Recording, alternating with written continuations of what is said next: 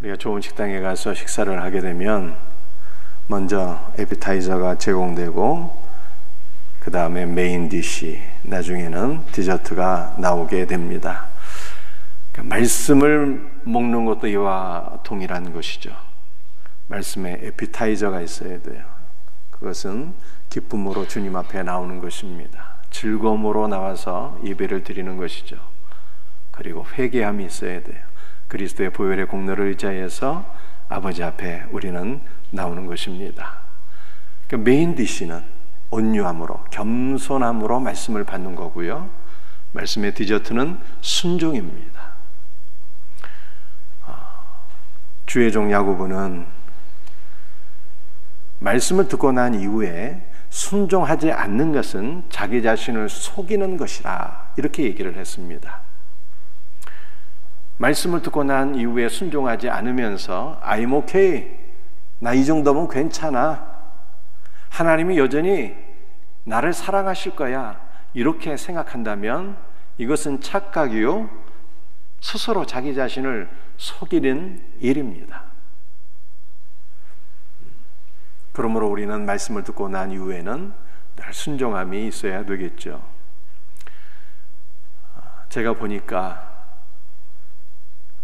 많은 경우에 성경에 대해서 또 신앙에 대해서 착각하는 경우들이 많이 있는데 대표적인 것이 물질이에요.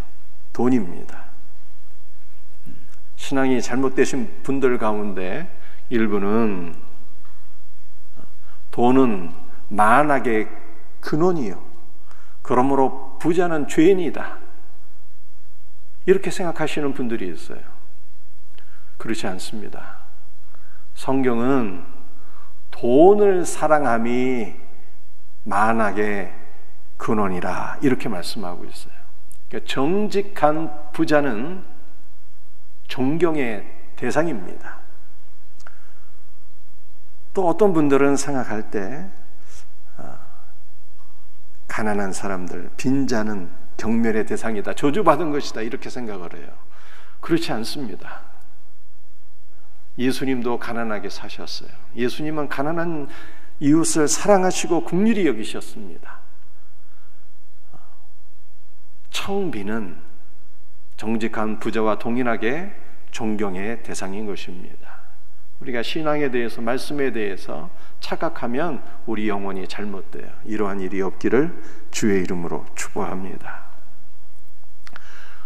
오늘 말씀은 우리 경건함에 대한 것입니다. 참된 경건은 무엇인가? 라고 하는 제목으로 함께 말씀을 나누며 은혜를 받고자 합니다. 이 참된 경건은 세상과 구별되는 것입니다. 오늘 본문 말씀 야고보서 1장 27절 함께 같이 읽도록 하겠습니다. 하나님 아버지 앞에서 정결하고 더러움이 없는 경건은 곧 고아와 과부를 그 환난 중에 돌보고 또 자기를 지켜 세속에 물들지 아니하는 그것이니라. 참된 경건은 정결한 것인데, 정결은 세상에 속하지 않고 세상과 구별되는 것입니다. 정결한 성도는 세상 안에서 살아가지만 세상에 속한 자가 아닌 것입니다.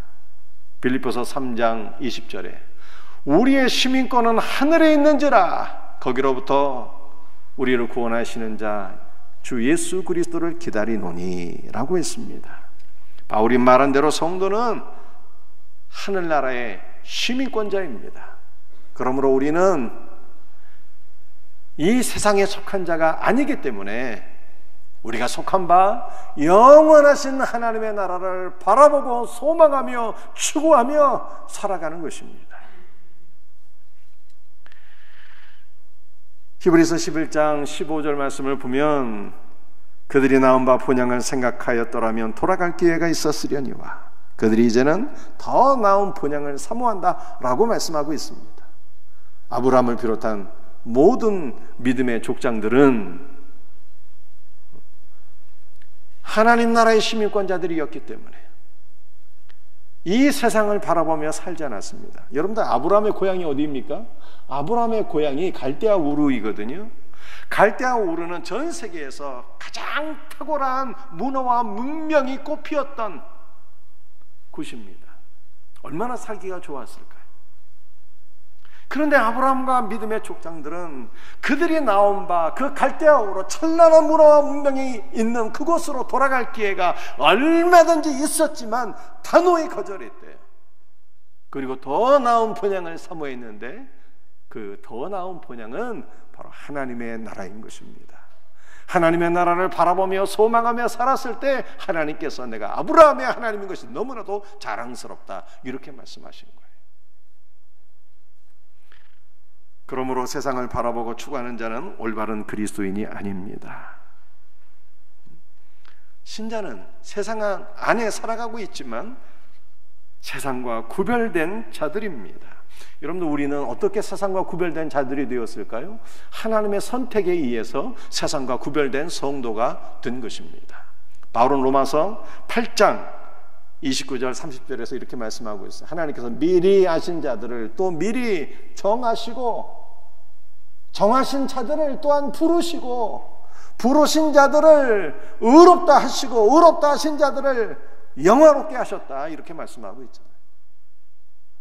그냥 우리는 세상에 속한 자들이었는데 하나님께서 영원전부터 우리를 선택하시고 우리를 부르셨대요. 부르셨어.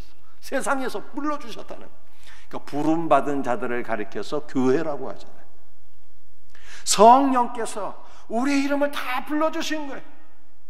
성전아 하면서 우리의 이름을 한 명 한 명 다 불러주셔서 세상으로부터 우리가 어디로 가겠어요?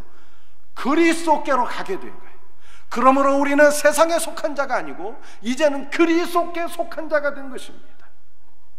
제가 여러분에게 질문합니다. 사랑하는 성도들이여, 여러분은 세상에서 부르심은 받은 자들입니까? 그렇다면 여러분은 더 이상 세상에 속한 자가 아닌 것입니다.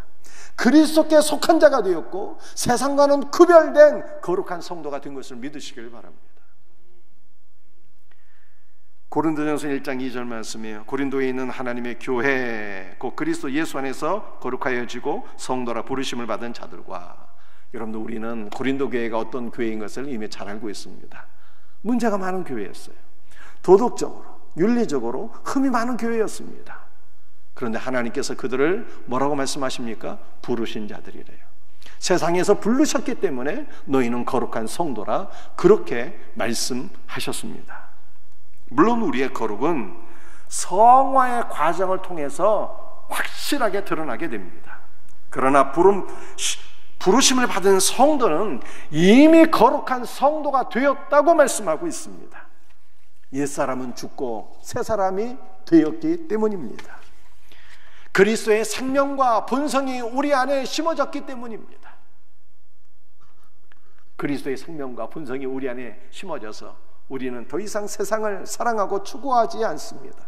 우리가 아직 연약하여서 세상의 유혹을 받을지라도 우리는 근본적으로 세상에 속한 자가 아니라 그리스도께 속한 자가 되었습니다. 그리스도의 생명과 본성을 받아서 우리는 세상이 아니라 그리스도를 사모하고 그리스도를 추구하고 그리스도와 교제하게 된 것을 믿으시기를 바랍니다. 여러분들, 우리가 세상과 구별된 성도가 되었다는 것이 얼마나 큰 복음인지 몰라요.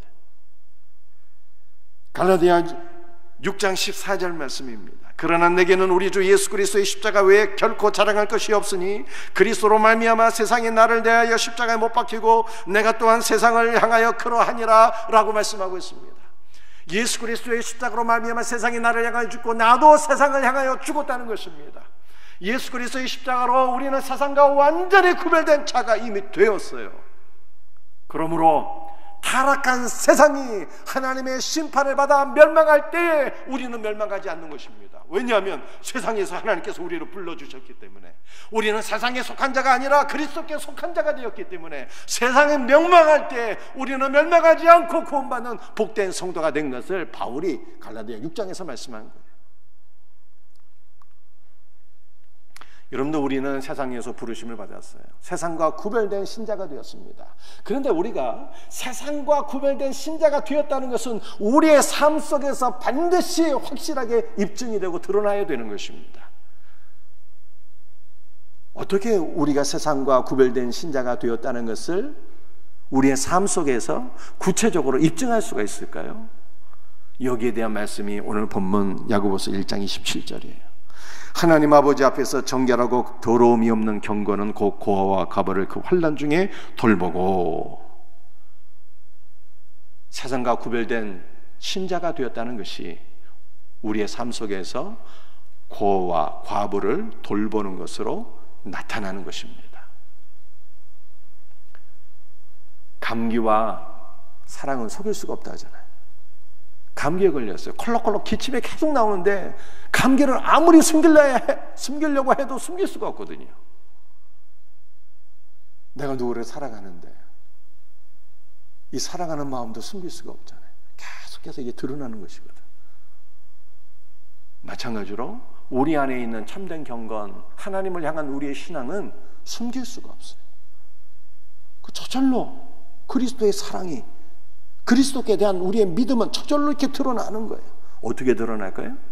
고아와 과부, 이들은 사회적인 약자를 가리키는 것인데 사회적인 약자를 돌보는 것으로 드러나는 것입니다. 여러분들, 돌본다는 것이 무슨 뜻입니까? 주 예수 그리스도께서 우리를 불쌍히 여기셔서 우리에게 방문하셨잖아요. 그리스도께서 우리를 긍휼히 여기시며 우리를 도우시잖아요. 그리스도의 사랑을 실천하는 것을 돌본다라고 표현을 하는 거예요. 정확한 원문의 뜻은요, 언제나 돌보는 거예요. 한 번 불쌍히 여기고 끝나는 것이 아니라 그리스도께서 언제나 우리와 함께 하시는 것처럼 우리도 약자를, 사회적인 약자들을 언제나 긍휼히 여기며 돌보아야 되는 것입니다. 어디서든지. 여러분들, 우리가 사는 모든 삶의 영역에는 다 사회적인 약자들이 있어요. 학교에 가면은 장애를 갖고 있는 학생들도 있고요. 직장에 가면 업무 능력이 떨어지는 동료도 있고요.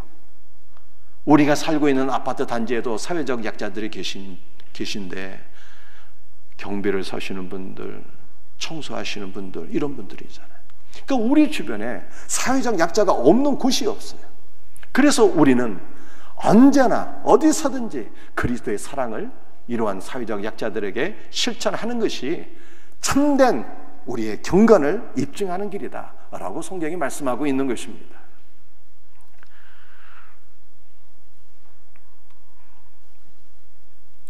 우리나라에 문화재청이 있습니다. 이 문화재청에서 작년 11월 4일 날, 얼마 되지 않았죠.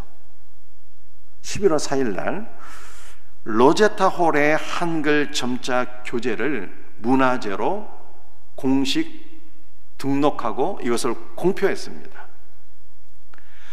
문화재청은 로제타 홀의 한글 점자 교재가 시각장애인을 위한 특수교육 태동의 상징적 유물로서 역사적 가치가 충분하다고 말했습니다. 여러분들, 이것이 무슨 뜻인가 하면요, 미국인 여성 로제타 홀이라고 하는 분이 계신데, 이분이 조선 땅에 와서 의로 선교사로서 한평생을 사역하게 되는데 맹인들을 위한 최초로 맹인들을 위한 점자책을 만들었어요.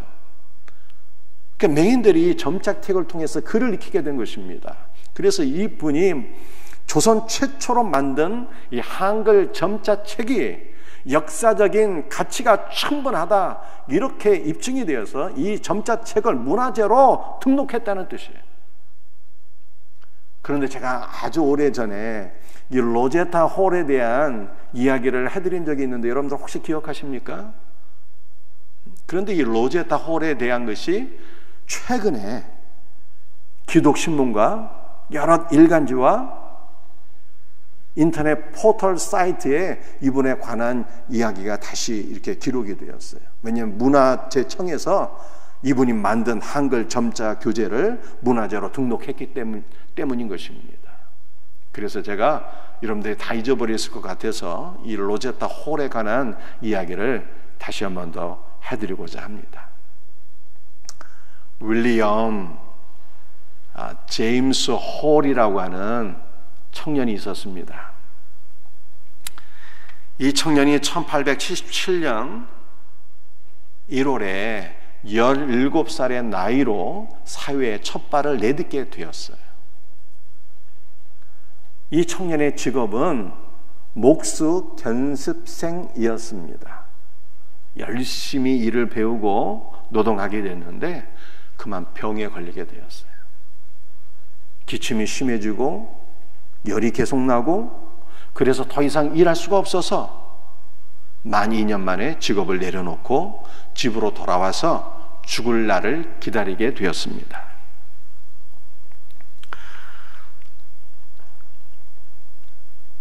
그때가 19살이었어요. 그런데 이 제임스 홀은 크리스찬이었습니다. 때문에 자신이 이 땅에 태어나서 하나님을 위하여 제대로 쓰임받지 못하고 덧없이 죽게 된 것을 매우 고통스럽게 생각했어요. 그런데 뜻밖에도 주님의 은혜로 이 제임스 홀의 건강이 온전히 회복이 됩니다.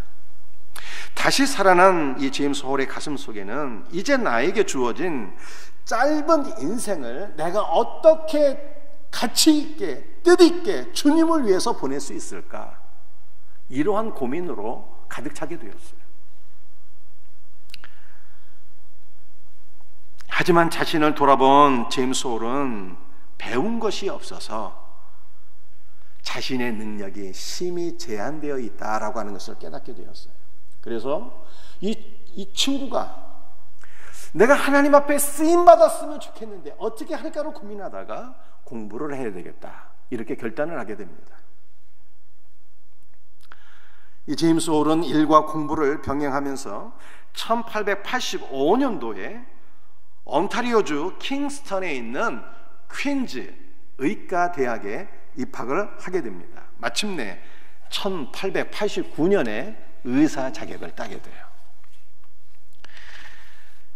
제임스 홀은 의사가 된 이후에 로제타, 아까 제가 말씀드린 로제타 쇼드라고 하는 여의사를 만나게 되는데 첫눈에 반하게 됩니다. 그래서 이 제임스 홀이 로제타 쇼드에게 사랑을 고백해요. 그런데 이 로제타 쇼드는 제임스 홀의 사랑을 거절합니다. 속으로는 좋았지만 거절해요. 왜 거절을 했는가 하면은 이 제임스 홀은 의사가 된 이후에 자기 자신을 하나님께 드렸거든요. 나를 살려주신 주님을 위해서 내가 중국 선교사 하기를 원합니다. 중국 선교사로 헌신을 했거든요. 그런데 이 로제타 쇼드라고 하는 여성도 주님을 사랑하는 마음이 너무 뜨거웠어요. 이게 로제타 쇼드도 주님을 위해서 내가 내 자신을 의로 선교사로 드리겠습니다, 헌신을 했어요. 그런데 로제타 쇼드는 너무 놀라운 것이 조선 땅을 사랑했어요. 조선으로 오기를 원한 거예요. 그러니까 의로 선교사라고 하는 것은 같은 이 공통점이지만 제임스 홀은 중국으로 가기로 내정되어 있었고 자기는 조선으로 오고자 했기 때문에 이 제임스 홀의 사랑을 받아들이지 못한 거죠. 그런데 이 제임스 홀이 진실된 사랑을 계속 고백하니까 마침내는 둘이 약혼을 하게 됩니다. 그리고 로제타 쇼드가 1890년도에 처녀의 몸으로 혼자 조선 땅에 오게 돼요. 그리고 이 약혼남인 제임스 홀은 이후에 선교부에 선교지 변경 요청을 하고 1891년도 12월에 자신의 약혼 여인 로제타 쇼드를 따라서 조선 땅에 들어오게 됩니다. 그리고 이들이 1892년도에 결혼을 했는데 이분들의 결혼식이 조선 최초의 사량식 결혼이었어요. 이 제임스 홀은 평양 선교를 위한 개척 선교사로 임명이 되어서 평양 선교를 감당하게 되었습니다. 그런데 제임스 홀이 평양 선교를 시작한 첫 해에 평양에 청일 전쟁이 발발하게 됩니다. 그러니까 많은 사람이 죽고 다치는 거예요. 돌봐야 될 환자들이 너무 많게 되었습니다. 과로하다가 마침내는 질병에 걸려서 의로 선교를 시작한 지 만 2년 만에 이 제임스 홀이 죽게 돼요. 그런데 그때 아내였던 로제타 셔우드는 첫 아들을 이미 낳았고 그 첫 아들의 이름이 셔우드 홀입니다. 그리고 둘째 아이를 임신한 상태였어요. 그래서 이 둘째 아이를 순산하기 위해서 미국으로 건너가게 됩니다. 그리고 예쁜 딸을 낳게 됐는데 그 이쁜 둘째 딸이 에디스라고 하는 아이였어요. 로제타 셔우드는 남편이 다녔던 그 교회를 방문하게 됩니다. 성도들이 그 제임스 홀과 똑 닮은 셔우드 홀 첫 아들을 보고 둘째 딸 에디스를 보는데 아빠를 닮은 그 아이들을 바라보면서 막 눈물로 온 성도들이 그 가족을 환영하는 거예요. 근데 로제타 셔우드가 그 교회에서 주님의 음성을 듣게 됩니다. 사랑하는 딸아, 나는 네 남편이 못다 이룬 조선 선교를 네가 감당하기를 원한다. 이 음성을 듣게 돼요. 그래서 로제타 셔우드가 어린아이 둘을 데리고 다시 조선으로 돌아오게 돼요. 여러분, 우리 같으면 남편이 고생하다가 죽은 미개한 조선 땅에 다시 돌아오고 싶겠습니까? 그 주님의 음성을 들은 로제타 셔우드는 다시 돌아오게 돼요. 근데 불행이 또 겹치게 됩니다. 그 둘째 딸 에디스가 풍토병에 걸려서 곧 죽게 돼요. 그래서 둘째 딸을 그 자기 남편 옆에다 묻게 됩니다. 그 남편의 묘지가, 여러분도 서울에 가면 외국인 선교사 묘지가 있거든요. 그곳의 이름이 양화진이에요. 그 양화진 남편의 무덤 옆에 둘째 딸을 묻으면서 하나님께 기도를 드려요. 하나님 아버지, 내가 이 조선 땅에서 내 남편이 사랑했던 이 조선 땅에서 선교 사역을 오랫동안 감당할 수 있도록 도와주세요. 이렇게 기도를 하게 됩니다. 그리고 로제타 셔우드 홀은 남편과 딸을 잃었지만 사랑하는 아들과 함께 조선 땅에서 예수 그리스도의 사랑을 실천해 나갑니다. 로제타 셔우드는 그 평양에 남편의 이름을 딴 기념병원이 있었는데 그곳에서 많은 환자들을 돌보면서 평양에 여성만을 위한 여성 전문병원을 세우게 돼요. 그리고 그 로제타 셔우드가 주님의 손에 붙잡혀서 상상을 초월한 위대한 일들을 이루게 됩니다. 서울에 가게 되면 그 동대문에 이화여대 부속병원이 있는데, 대학병원이죠. 그 이화여대 대학병원이 로제타 셔우드가 세운 병원이에요.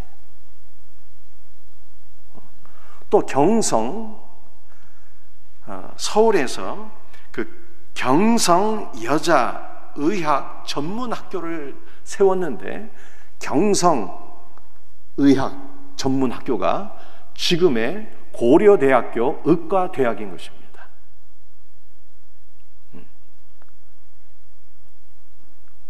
나중에 그 미국이 이 로제타 셔우드의 업적을 인정하게 됩니다. 그래서 미국이 뽑은 위대한 여성 200명 가운데 이 로제타 셔우드가 들어가게 돼요. 이 로제타 셔우드 홀은 85세의 나이로 숨을 거두면서 양아진 모역, 사랑하는 남편과 딸 옆에 안장이 됩니다. 그런 놀라운 것은요, 그 아들 셔우드 홀이 있잖아요. 그 아들 셔우드 홀이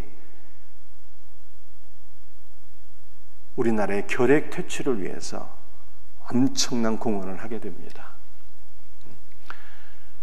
결핵을 퇴치하게 된 그 계기가 있었어요. 이 제임스 홀과 어머니 그 로제타 셔우드가 많은 병원들을 세우고 환자들을 치료했을 뿐만 아니라 인재 양성에 힘썼거든요. 한국인 최초로 여의사가 된 분이 있었는데 박점동이라고 하는 분이었어요. 이 부부가 이 박점동을 의사로 키워야 되겠다 이렇게 생각하고 미국 유학까지 보냅니다.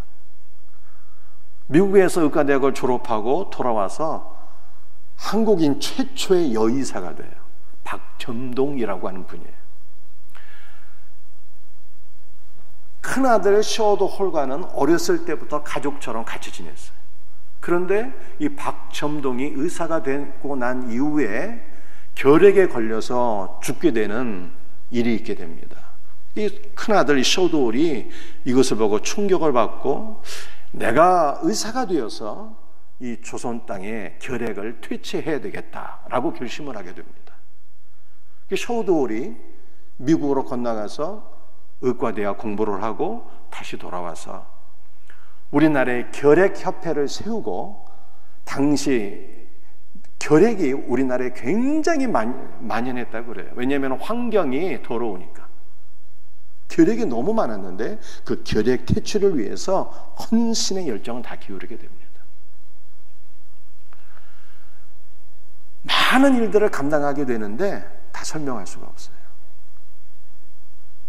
너무 좋은 일들을 많이 하니까 나중에 일본군 헌병대에 붙잡혀갖고 추방당해요. 그래서 어쩔 수 없이 인도로 가서 자신의 남은 생애를 인도 선교를 위해서 불태우다가 마지막 여생은 카나다에 가서 보내게 되었습니다. 그런데 어느 날 카나다에서 한 장의 편지를 받게 돼요. 그가 세운 결핵협회와 아버지가 세운 광성고등학교에서 보내온 초청장이었습니다. 91세의 나이로 시어도홀은 사랑하는 한국 땅을 다시 밟게 되었어요. 그는 광성고등학교 예배 시간에 눈물을 글썽이면서 다음과 같은 유언을 남겼습니다. 저는 여전히 한국을 사랑합니다. 제가 죽거든 절대로 미국 땅이나 카나다에 묻지 마시고, 제가 태어나서 자랐던 또한 내 사랑하는 어머니와 아버지와 누이 동생이 잠들어 있는 이곳 한국 땅에 저를 묻어주시기를 바랍니다. 이렇게 유언을 남기고 98세에 그가 죽게 되는데 서울 양화진 외국인 선교사 무역에 그가 안장이 됩니다. 여러분들, 제가 이 말씀을 드리는 것이 무엇 때문입니까? 참된 신앙은, 참된 경건은 우리 삶 속에서 드러나는 거예요. 이들 부부처럼 고와 과부를 돌보는 것으로, 사회적 약자들을 그리스도의 사랑으로 돌보는 것으로 드러나는 것입니다. 지난 성탄절에 이번 성탄절 헌금은 우리 코로나로 피해 입은 목회자와 선교사님들을 위해서 사용하겠습니다. 이렇게 제가 말씀을 드렸어요. 그래서 우리 성도님들이 드린 헌금을 4곳을 이렇게 선정해서 후원하게 되었습니다. 그곳 가운데 한 곳만 말씀을 드리면요, 라오스 생명샘교회 그 담임 목사님이 썸모 목사님이거든요. 그런데 제가 그 김광진 선교사님으로부터 그 소식을 들었어요. 그 썸모 목사님 가족 전체가 코로나에 걸렸다는 거예요. 그래서 저는 아직 라오스 생명샘교회를 가보지 못했지만 제가 새벽마다 기도를 그 교회를 위해서 해요. 왜냐하면 우리 생명샘교회가 세운 지교인데 어떻게 기도를 안 하겠어요? 라오스 생명샘교회를 생각하며 기도하면 왠지 마음이 하여간 늘 뭉클해. 늘 기도할 때 빼놓지 않고 기도합니다. 하나님 앞에 귀하게 쓰임받는 복된 교회가 될 수 있도록 기도해요. 빨리 가서 만나보고 싶은, 그리스도의 사랑을 나누고 말씀을 나누고 싶은 마음이 제 안에 충만합니다. 그래서 연락을 하고 또 이렇게 그리스도의 사랑을 조금이라도 나누고자 하는 것입니다. 여러분도 이렇게 참된 경건은 어떻게 되는 거예요? 참된 경건은 우리 안에 있는 그리스도의 사랑을 실천하는 거예요. 약한 이웃들을 위해서. 이것이 바로 참된 경건이에요. 이와 같은 은혜가 우리 모두에게 있기를 주님의 이름으로 축복합니다. 두 번째로, 참된 경건은 세속에 물들지 않는 거예요. 야고보서 1장 27절 말씀을 다시 한번 함께 같이 읽습니다. 하나님 아버지 앞에서 정결하고 더러움이 없는 경건은 곧 고아와 가부를 그 환난 중에 돌보고 또 자기를 지켜 세속에 물들지 아니하는 그것이니라. 참된 경건은 자기를 지켜 세속에 물들지 않는 것이라고 말씀했습니다. 여러분들, 세속이라고 하는 것은 타락한 옛 본성대로 살아가는 불의한 세상과 반성경적인 세계관과 비도덕적인 삶과 불경건한 심령 등을 의미하는 것입니다. 이러한 것들로부터 자신을 철저히 분리시켜서 물들지 않도록 지켜나가는 것이 참된 경건이라고 성경은 말씀하고 있습니다. 자기 자신을 세속으로부터 물들지 않도록 지켜나갈 수 있는 은혜가 우리 모두에게 있기를 주님의 이름으로 축복합니다. 여러분들, 구체적으로 좀 더 생각해 봐야 되겠어요. 우리는 세상에 무엇 때문에 우리의 심령이 더럽게 되는 것입니까? 직장일이 때로는 우리를 더럽게 해요. 여러분들, 직장에서의 모든 사역은 교회에서 하나님을 예배하는 것만큼 거룩한 일입니다. 그러나 직장일로 우리의 심령이 더러워질 때가 있어요. 최근에 오스템 임플란트라고 하는 회사에서 한 직원이 1,880억을 횡령하는 사건이 일어나게 되었습니다. 직장 일을 하다가 이렇게 불의한 일을 했잖아요. 그냥 직장 일을 할 때 물질에 내 마음을 빼앗기게 되면 이런 강큰 일을 저지르게 되고, 이러한 것들이 우리를 더럽히는 일이 되는 것이죠.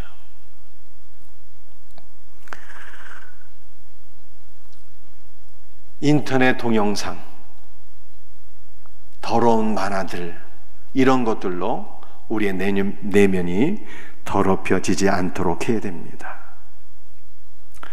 성매매 등으로 우리의 몸과 영혼이 더럽혀져서는 안 됩니다. 이단에 빠져 비진리로 우리의 영혼이 망하게 되는 일이 있어서는 안 되겠습니다. 무신론과 우상숭배와 점치는 것과 진화론과 탐심으로 우리의 내면이 더럽혀져서도 안 되겠습니다. 연초에 특별히 점집에 찾아가서 점치고 귀신을 의지하는 불쌍한 영혼들 한 명도 없기를 주 예수의 이름으로 축복합니다. 사치와 허영에 빠져서 우리의 삶을 더럽히는 일이 있어서도 안 되겠습니다. 구약 성경을 보게 되면 여호야김 왕은 여후디가 가져온 선지자 에레미야의 말씀이 기록된 두루마리를 칼로 잘라버렸어요. 여호야김처럼 성경을 잘라버리고 진리를 훼손시키고 그러므로 교회를 망하게 하는 악한 일이 있어서도 안 되겠습니다. 천주교는 10계명 가운데 2계명을 잘라버렸잖아요. 말씀을 훼손하는, 그러므로 우리의 영혼을 더럽히는 자들이 되면 안 되는 것입니다. 우리의 영이 세속에 의해서 더럽혀지면 그러면 어떻게 해야 되는 것입니까? 요한일서 1장 7절 말씀이에요. 그가 빛 가운데 계신 것 같이 우리도 빛 가운데 행하면 우리가 서로 사귐이 있고 그 아들 예수의 피가 우리를 모든 죄에서 깨끗하게 하실 것이요. 구원자는 예수 그리스도 한 분이잖아요. 그러므로 세속에 의해서 우리가 더럽혀지게 되면 그리스도께로 달려가 그리스도의 물과 피로 우리가 정결함을 받아야 되는 것입니다. 우리는 이미 예수 그리스도를 믿고 영접할 때 그리스도의 피로서 다 정결함을 받았지만 세상 가운데 살아가니 더러운 것이 묻을 수가 있잖아요. 그러면 날마다 그리스도께로 다시 달려가서 회개하고 그리스도의 물과 피로 정결함을 받아야 된다는 것입니다. 우리의 영이 더럽혀지는 것을 막으려면 어떻게 해야 될까요? 시편 119편 9절 말씀입니다. 청년이 무엇으로 그의 행실을 깨끗하게 하리까? 주의 말씀만 지킬 따름입니다. 주님의 말씀으로 우리의 영을 무장할 때 세속의 모든 더러운 것들로부터 우리를 깨끗하게 지킬 수가 있는 것입니다. 사랑하는 성도들이요, 제가 한번 생각을 해봤어요.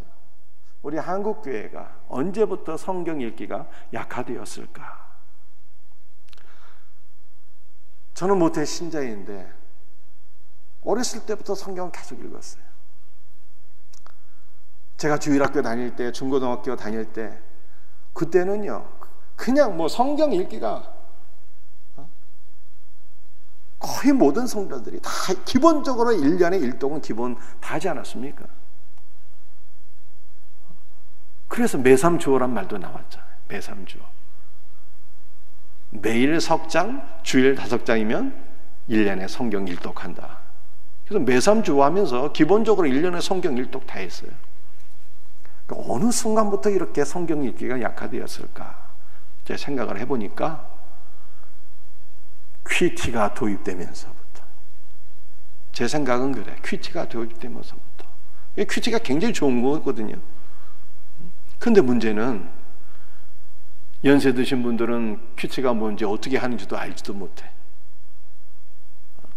퀴티를 하는 것은 대학생, 청년 중심으로 극히 일부 퀴티가 유익했는데 나머지 성도들은 퀴티가 뭔지 잘 하지도 못하면서 퀴티 하다가 성경 읽기가 약화된 것이 아닌가, 그런 생각이 들더라고요.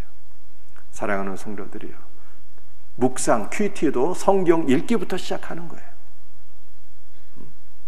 묵상한다는 것이 원래 성경을 반복적으로 읽게 되는 것을 의미하는 거예요. 성경을 반복적으로 우리가 읽게 될 때 말씀 안에 나타나신 그리스도를 알게 되고 그분을 깊이 생각하게 되고, 이것이 퀴티 아니겠어요? 그러니까 퀴티와 성경 읽기는 따로 구분할 수가 없는 거예요. 사랑하는 성도들이요, 초대교회 신앙으로 다시 돌아가서 성경 읽기를 다시 시작하십시다. 주님의 말씀이 우리를 깨끗하게 지켜준다잖아요. 올 한 해 우리 사랑하는 성도들 성경 일독할 수 있는 은혜가 있기를 주님의 이름으로 축복합니다.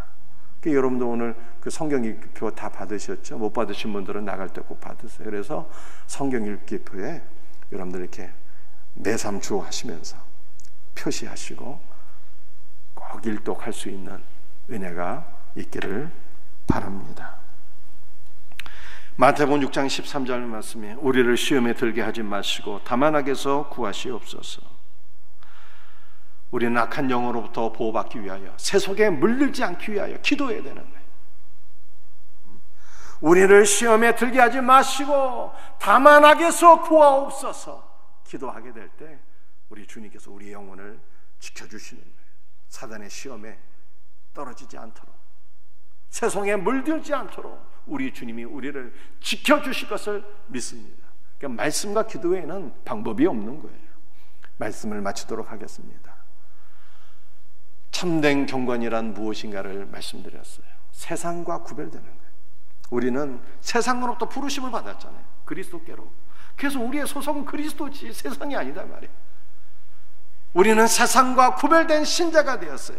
세상과 구별되었다는 것은 말로만 끝나면 안 되고 우리의 삶에서 드러나야 되는데, 입증이 돼야 되는데, 이것은 과와 과부와 고아 등 사회적 약자들을 그리스도의 사랑으로 돌보는 것으로 나타내야 되는 것입니다. 그리고 참된 경건은 세속에 물들지 않는 거예요.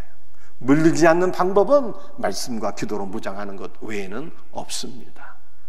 그러므로 올 한 해 그리스도의 말씀으로 늘 무장하시고 늘 깨어 기도하는 우리 성도들이 되시기를 주 예수의 이름으로 축복합니다. 기도하시겠어요? 아버지 하나님 감사합니다. 우리 사랑하는 성도들, 그리스도 예수의 십자가로 세상과 분리가 되었고 세상을 떠나서 그리스도께 속한 자가 되었습니다. 우리가 세상에서 구별된 거룩한 신자가 되었사오니 우리의 구별이 거와 과부를 돌보는 그리스도의 사랑을 실천하는 삶으로 나타나게 하옵소서. 주 예수님, 올한해 말씀과 기도로 무장해서 세속에 물들지 않는 거룩한 신자 되게 하옵소서. 주 예수의 이름으로 감사하며 기도드립니다.